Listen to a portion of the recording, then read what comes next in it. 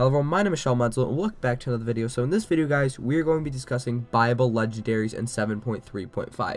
So for those who don't know, in the upcoming patch, Buyable Legendaries are going to be a thing for 175 waking essences, if not more, depending on what they decide to raise the value to. And yeah, so this video we're discussing whether or not we think it's a good feature, why they waited so long to add it, and that kind of thing. That being said, guys, drop a like if you guys enjoyed, and I do apologize for the little bit of a wait in videos lately. We're really in a content drought between 7.3 and 7.3.5 because, you know, in the upcoming patch, we're getting a lot of content like the Unipet, the Sargeras scenario, probably pre-purchase with allied races, leveling changes, and all that. So, a lot of videos going to be coming out after Tuesday because that's the expected release day. So, just be ready for a lot of videos. So, this is probably going to be the last video before 7.3.5. So, in this video, we're going to discuss Buyable Legendaries. So, many players in the community right now are asking why. Why did they wait this long to add Buyable Legendaries? And I figured I should clear things up for you guys a little bit. So, Blizzard has essentially said they never wanted to add Buyable Legendaries. From the beginning of the expansion, they never wanted to add it. And people are asking themselves, well, why, if they didn't want to do that, why are they doing it now? Why is it a thing now? Why didn't they just do it from the beginning? Because they never wanted to. And that's the real thing. Because the way Legendaries turned out was that rather than being, oh, I got a really cool item and it'll boost my DPS and it's rare, it turned into, oh, I need 3 Legendaries on every single character and they need to be best in slot, otherwise I'm not getting in a raid group. And as the expansion developed, this became more and more prominent over the player base. And I'm specifically talking about the best in slot feature, because if you went into a raid with 3 Legendaries, there is a guarantee, not a guarantee, there's a chance that they might not even take you because you don't have the right Legendaries on. That means you need to play off RNG to get your spot inside a raid group, which is not fun for players. And players did not like the Legendary system. That and AP grind were 2 things that players really did not like about Legion whatsoever. And me personally, I liked Legendaries in the beginning when it was like, oh cool, I got a Legendary, awesome. Not near the end where it was like, oh, on all my alts, I need to go grind out Legendaries and go into the world, go do LFR, world quest, emissary quest, that kind of thing, just so I can get the Legendary. That's not fun for me.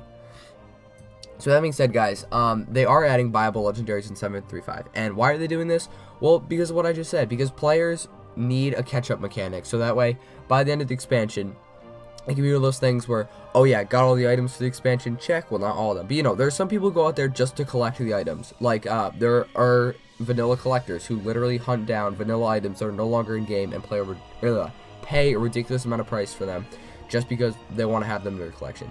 Same concept with this. Players want to have all the Legendaries on all their account, and there's some players who already have all the Legendaries for their one character because that's how much they play the game.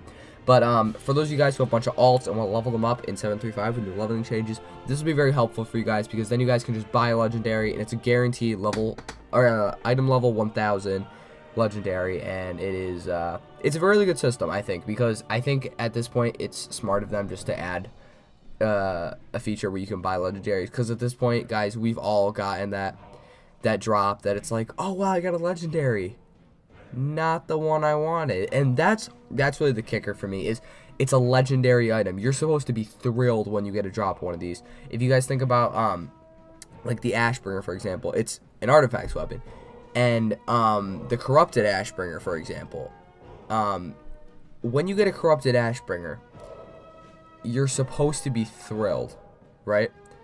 But it's different in Legion, because now when you're a mage and you get the pants and you say, oh wow, this really isn't best for my spec, let me go hunt out more Legendaries. You're not excited for the level 1000 orange item you just got, and it really devalues the Legendary.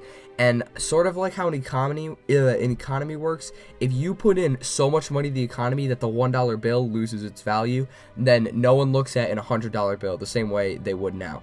So that's really why this whole system is going on, guys. And what do I think about the whole system? I think it's really smart that they're doing this personally. I really think this needs to happen, and that we've been needing this feature for a while. I'm surprised they didn't even put in 7.3.